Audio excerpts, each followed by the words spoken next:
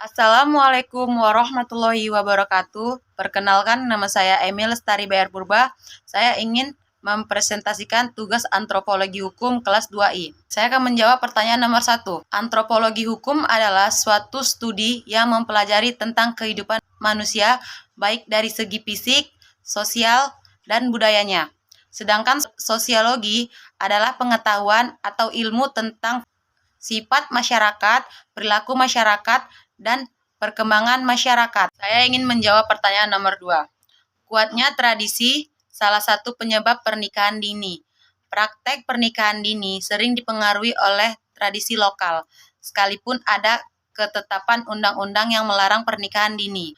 Ternyata ada juga fasilitas dispensasi, pengadilan agama dan KUA sering memberi dispensasi jika mempelai wanita ternyata masih di bawah umur. Syuting perempuan asal Tegal Dowo, Rembang, Jawa Tengah ini pertama kali dijodohkan orang tuanya pada usia 11 tahun. Kuatnya tradisi ngeblong turun-temurun membuatnya tak mampu menolak.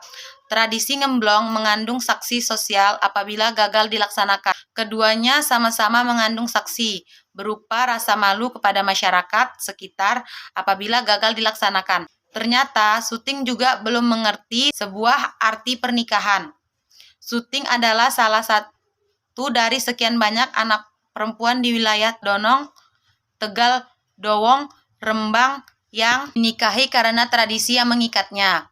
Kuatnya tradisi memaksa anak-anak perempuan melakukan pernikahan dini. Di daerah ini, anak umur belasan sudah menikah. Bahkan banyak yang sudah menyandang status janda karena orang tua tidak memperdulikan apakah anak bersedia dinikahkan atau tidak.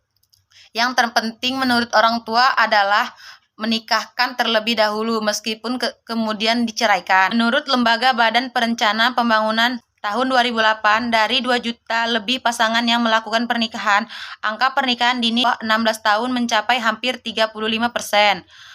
Karena masalah ekonomi keluarga, terutama di keluarga si gadis, orang tuanya meminta keluarga laki-laki untuk mengawini anak gadisnya, sehingga dalam anggota keluarga yang jadi tanggung jawab seperti makan, pakaian, pendidikan, dan sebagainya. Saya ingin menjawab pertanyaan nomor 3.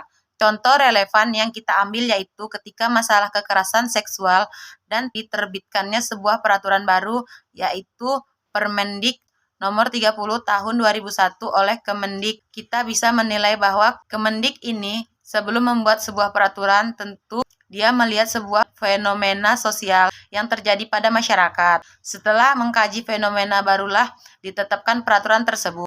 Kekerasan seksual banyak yang terjadi di Indonesia, terutama di ranah pendidikan. Sebagai bukti adanya jaminan keselamatan bagi seluruh aktivitas akademik, tentu banyak payung hukum yang melindunginya. Hal ini bertujuan agar tidak terjadi kasus serupa nada tinggi lanjut untuk memproses para pelaku, memberi hak kepada para penindas. Nah, dari hal tersebut kita dapat menilai bagaimana hukum ini memberi efek yang signifikan bagi masyarakat. Hukum diperlakukan bukan hanya untuk melindungi, namun untuk menjaga keteraturan sosial. Nah, ketika sebuah hukum lemah untuk menanggungi suatu hal, maka fenomena sosial muncul